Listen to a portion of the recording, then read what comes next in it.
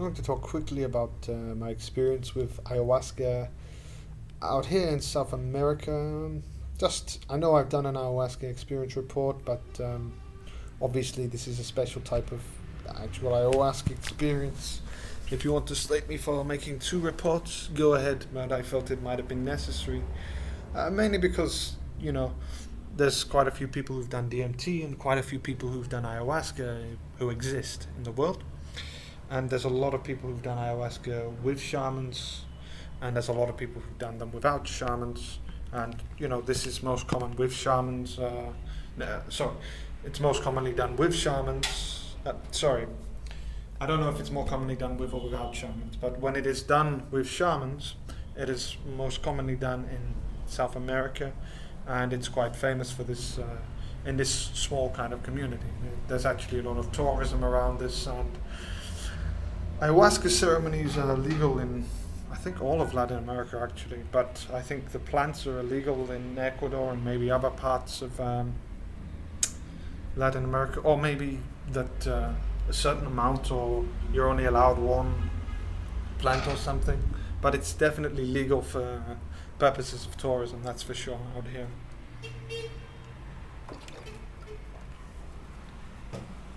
Or if it isn't, nobody gives a fuck, because it's very openly advertised, and yeah, it's clearly not being policed if it is illegal, so I doubt that it is. But anyway, I'll get on with this now. And this is for people who want to do these kind of experiences, and also for people who have to compare notes. So anyways, I'll start with kind of the setting of this particular day. Basically, I was on a group project at an organic farm in the jungle in Ecuador, and there was a lady, a good friend of mine, who came. We made we became good friends within a week or so. She was a very good person, and she wanted to try ayahuasca there. We'd been together, we've been good friends for about a week. We went to town together, we did all this work together. Me, her, the main man, and the other few volunteers. And on this day, I was actually very, very, very ill. I'd been ill a lot in the jungle, but my eyes were like going yellow. I don't know why. Maybe it was jaundice. I might have got yellow fever. That sounds like a joke, but I was very ill. I was puking for most of the day, and the day before I was puking as well. But I didn't have diarrhea the day before. But on this day, I had diarrhea as well, quite severely. I was quite skinny. I'd lost probably about 12 pounds within 2 days from being quite ill. And yeah, basically, she wanted to do ayahuasca on this day, and she's saying, if you're ill, don't do it, blah, blah, blah. And I'm like, yeah, fuck it, I'm going to do it. She's saying, oh, maybe you should go to a hospital. And I'm thinking, yeah, probably, but fuck it, if I'm going to die, I might as well just die on a shit ton of DMT. And she's like, what about your mother? What about your family? How do you think they'd feel if you died on DMT? And I'm like, I don't think it's really relevant, because if I'm going to die, I'm going to die eventually anyway. It's not going to be any better if I die from some other cause or how I die. It's going to be awful for the people who love me when I die. She was like, okay. So my mindset for this was pretty much, well, I'm feeling fucking rough. I'm very, very ill, quite seriously ill, but yeah, I'm ready for this. Another reason why I did it is because even though partly I didn't really want to do it, because I've already done ayahuasca quite a few times, because she's a woman traveling alone, and where she wanted to go to the middle of nowhere with a bunch of people, with people she doesn't know, they might take advantage of her. It's not like I can do much about it whilst I'm tripping on ayahuasca, but if I get the presence that there's something bad going on, I can at least do something, because I'm quite a lot stronger than her, because I'm male, and also I'm less likely to be a target of any kind of sexual assault. The shamans out there aren't going to want to put it up my bum, that's for sure. They're pretty damn straight. And yeah, I have more power to resist and such. So for this reason, it made more sense, 15 numbers, and it was more for her than me. She offered to pay. It was $50, which was a rip-off, but that's the normal price for this kind of tour guides. A lot of the time it was in groups, so this time it was just me and her. So we went from our project that's in the middle of the jungle. This place we're at in the jungle, there's a population of about 500 people, maybe 700 people. It's about 5 or 6 kilometers from the nearest town, and in that town there's maybe 700 people. No, okay, so the place we're in, the village we're in, there's probably about 400 people. The town alone, there's about 1,000 people, maybe. And then another 10 kilometers, 20 kilometers down the road from there, there's, not much. So we're basically in the middle of nowhere to begin with. We take a bus into the nearest sort of city, and there's about 20,000 people there, maybe 15,000 people. And, we go to a location where they're advertising ayahuasca journeys. We bite the bullet. We get in the back of this jeep, and they take us basically to a shack in the middle of bumfuck nowhere in the jungle. This man and his family, and it's very crude. There's no toilet. There's nothing. It's just the middle of nowhere. Very poor people, all looking. We can't speak Spanish or anything. At this time, we couldn't speak Spanish. I can speak it fairly well now, but I'm not fluent yet. And yeah, basically, we're feeling a bit weird by it. We're in the middle of nowhere. I'm ill as fuck. I'm clearly dying. And there's these weird people, there's all these kids asking questions. But I kind of liked that, this bareness of it, this whole thing of your expectations are just retarded. Let's get fucked on ayahuasca, basically. The guy's preparing it there with his wife. They're very stern, they're very serious about it, they're not really saying much. I felt more like it was kind of business to them, more than really something spiritual and shamanic, especially when I know I can buy this stuff for $5 from most of the villages, and I could buy it on my own and get it delivered to the UK, and probably cost me about $20 to have it all delivered, and it would be good for about 4 or 5 people. We took it together. He was going to do some ceremony, but they decided against it. They lit the normal stuff, they did a little dance, and it was kind of a half ceremony kind of thing. They handed out the ayahuasca brew. It was very potent, it was very, very bitter. I could tell straight away how potent it was because mine are not usually this bitter. Wow, that was potent as shit. She didn't take enough, I remember this, but that's not relevant, it's my experience from my point of view. I was pretty fucking gone. I remember for the first 5 minutes kind of being just like, well, fuck this. And then when it started hitting, and I could feel about 20 minutes into it hitting, like, yeah, this is DMT. Like, holy fuck, what have I done? Oh fuck, I forgot, oh my god. I knew exactly what was about to happen. I could tell, I could feel that thing kicking in. And it was going to be so strong. I ran outside and purged. It was quite good purging. It was very, very refreshing. And then 10 minutes later I went out and shit myself. And yeah, basically for the rest of the trip kept getting more and more intense, and it got pretty, to the insane level of different entities and feelings of psychedelic colors and understandings of shapes and geometry, and very, very, very obscure concepts like this. And it was extremely spiritual and magical at the time. I shit myself throughout the entire experience, so much that my trousers were just shit. I'm not saying that to overreact, I'm not saying that to give a false description to shock viewers. No, I had literally, my pants were now just shit, and I was tripping in them. I couldn't take them off because I was too fucked to really move, so I'd just be shitting on the floor and rolling in my own shit, knowing that in the morning I knew in the morning we had toilet paper, and so I knew that it was better to shit myself, try and wash it up with the toilet paper, throw the fucking shitty clothes somewhere, try and hope they don't find out and not explain shit to them in Spanish, and just leave embarrassed. But whilst I was tripping, I had some weird unconscious awareness of this and managed to do this. But I didn't have a conscious awareness. I did to begin with, and I didn't have a conscious awareness and kind of just felt of what I should do. And yeah, basically the trip was very spiritual. It was amazing, actually.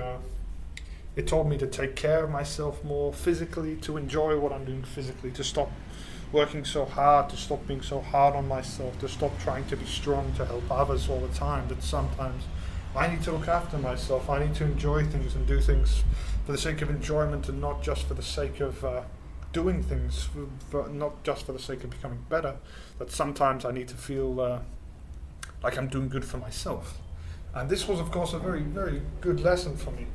I usually relearn this lesson a lot on ayahuasca because I usually just try to fucking be productive in my life and help people with my productivity.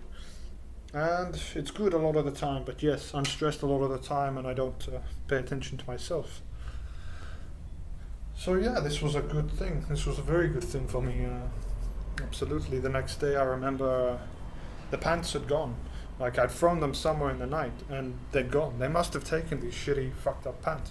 And they didn't mention it. They didn't seem to give a shit. So, and I realized, of course, well, they're used to people tripping their heads off on ayahuasca, so it's not unusual. He actually gave me a small bit of vodka with the ayahuasca and said that this would help me trip more. And I'm thinking, holy shit, that's so bad for my liver, because I know the chemistry of this MAOI. I know it's an MAOI. But I just had a little bit. But I had about the same amount of ayahuasca as the other lady, but she didn't have alcohol, yet I was tripping more. So I think that shows that actually they know something more about these plants than we do. And another thing is, I know a lot of them actually just use one plant, and apparently it works. So either this whole thing about MAOIs is bullshit, or some of this species of plants contain both DMT and the MAOI, and people are saying this about 5-MeO DMT. So actually I think this probably is true. I just don't know how they know it and where it's happening and what they're using exactly. But anyway, I remember him smoking and kind of laughing and just watching us as we're tripping, and not really much else. He made some chants and stuff really, but when you're tripping out really hard, you're not really paying attention to that. You pretty much go into another world of yourself when you're tripping hard on DMT. You're pretty much feeling the most intense fucking feeling that you could ever experience. At this same point, I'm really ill. I'm pretty much dying ill, so I lost about an extra 6 pounds in the morning. I was pretty anorexic and dead.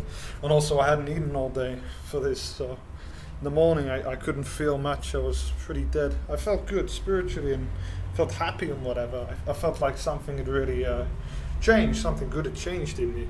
But I was very, very much anorexic and it fucked my body. I still have about another 10 pounds or 8 pounds I need to gain. My body is not recovered from that yet. But I also haven't been eating enough to recover it, and I haven't been doing much physically. But the thing is with this ayahuasca journey is that honestly it didn't feel any more or less spiritual than any of my other ayahuasca journeys. With or without a shaman, it didn't make that much difference in the end. It was still the same hard drug hitting me, the same hard DMT kicking me up the ass.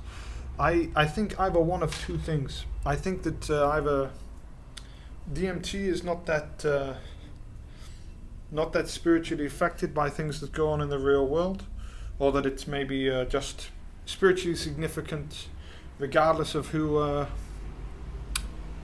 carries out the rituals or whatever you go through, or who you trip with or whatever, or that it's just a drug and it's still just a drug no matter how much you take or who you take it with, basically. I think there's something spiritual to it anyway, even if it is just a drug, because there is a reason why drugs give us an effect. Even if the spiritual meaning behind it is everything is chaos and it doesn't make sense why, that's still a reason. So there's still some significance. I don't know what it is, and it doesn't mean there's significance, but at the very bottom, that's a significance. But yeah, I think, basically my main point is that these experiences People will tell you, I've been to Latin America and I had an ayahuasca trip or whatever, and it was beautiful. It was amazing. It was the best I ever had, and blah, blah, and you should go. No, you should always do it in South America. My problem I have with this is, in reality, it's just a thing for the tourists. I think if I'd have got a genuine shaman who'd have found me in the middle of the woods and given it me for free, honestly, I feel like the experience would have been not the same, obviously, but just as significant to me, in all honesty. I would have liked it more, I'm not going to lie, because it's something more personal, it's something more out there. But I don't think it would have affected my trip that significantly, in all honesty. The only thing that would be more DMT. I was pretty much in God mind of DMT, but I wasn't all the way yet. I wasn't at the state of being completely broken. I was at the state of breaking off and retracting, breaking off and retracting. Partly because I was fighting it, but partly because there wasn't enough push in the drug alone yet. I think that might be because I've had a lot of DMT. Or it might just be because there wasn't enough this time. I don't know. But yeah, I don't think a lot of these experiences are more or less significant just because you do them in South America. For example, as well, a lot of the people who do these things, they only do them in South America. You'll find people who don't even take drugs will go to South America and do DMT because they've heard about ayahuasca journeys. And they want to try it because it's a once-in-a-lifetime experience. And they say, you've got to do it with a shaman, you've got to do all this. Because they had that experience and it was wonderful. But I also had this experience without the shamans and it was just as equally wonderful. And nobody had to spend $50 for it. And as well, there's people who've taken it with shamans and who've taken it without on these tour groups. And they'll say the same thing that, it's an amazing thing and the shamans really guided you. I honestly think that a lot of these people are deluded, or that they're just trying to sell like a video like this, for example. Like a video gets views more if you exaggerate things, more if you say, for example, no, it was the most amazing thing in the world, and if it's very, very theatrical, it gets more. And that's not what I want to do. I'm making a channel for information. And I want people, if I'm wrong, to tell me I'm wrong and to disagree, and I'll be like, okay, that's good.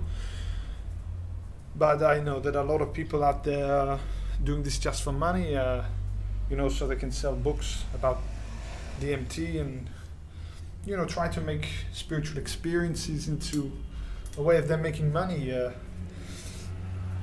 I don't care that the people in the Amazon are doing this, because the people in the Amazon have no fucking gripes about it. And if you ask a shaman straight up, I'm just tripping on drugs, they'll probably just start laughing and not say anything. And if you tell people in South America, in the Amazon, that you don't need to do this, they'll just go, okay, and hope that someone else buys it. However, I do have one reason why you should probably do it in South America and not anywhere else. Because if you have the money to do it out here, or if you want this experience, mainly because South America is beautiful in general, so it is a nice setting for this in the jungle. But if you're scared of snakes and death, this is not for you in parts of South America. And also because the tourism industry in Ecuador and in parts of Peru and Bolivia also, it really rely on ayahuasca. The things that they rely on foreigners to buy, basically ayahuasca, sometimes cocaine in the resorts in Peru. I was offered constantly, and I asked the locals if they got offered, and they said not really. We can make, I suppose, and we got coke, but not really. And I was asked because I'm a gringo. But this is something, it does have some significance to them. A lot of them don't care. They don't really think it's anything spiritual, but it's a part of their past and a part of their culture. And if you can afford this and you want to take an ayahuasca journey, it's something you can say. It's more unique to take it in Latin America, where it's more traditional. It's like, for example, you can drink a cup of tea in America and take a picture on Facebook, and everyone's like, "Oh wow, you're drinking a cup of tea."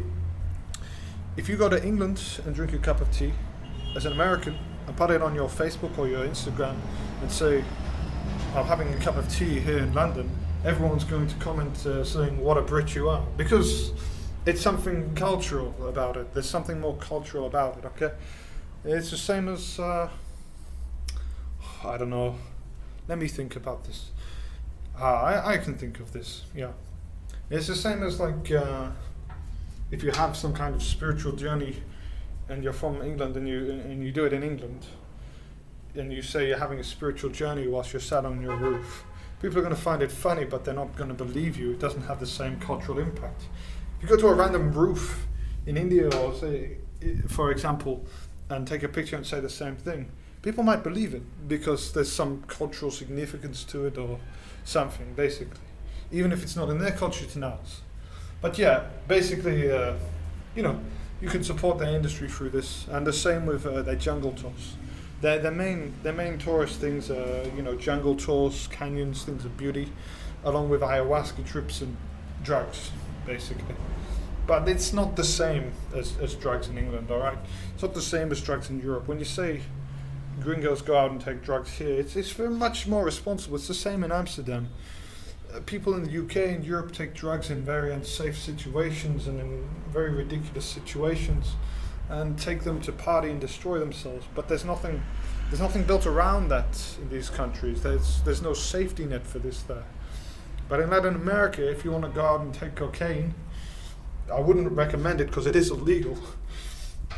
But for example, it's normal. It's more normal. It's not as taboo. It's taboo if you're a South American, but if you're a gringo going out and snorting cocaine, no one's going to be surprised, and people aren't going to be as worried as if you're in the UK doing it, for example. There's things more catered to this. It's the same with the ayahuasca, for example, but the ayahuasca is legal, and there's more of an industry towards it. It's more accepted. In terms of if you want to do it with a group of people who are all into this and more accepting and not feel bad or guilty about it, if you spend a month or two in Latin America with the natives talking to them about their culture and the herbal plants, you're not going to feel guilty when you're going for your trip, because you're going to be part of this culture, which doesn't give a fuck about herbs and random medicines. Doesn't care if you get high for a day or two, as long as you just continue living and making people happy. Whereas you do this in Europe, it's a bit weird. What the fuck are you tripping your head off? Why aren't you sat in the office, mate? So yeah, there's some extra aspects to it.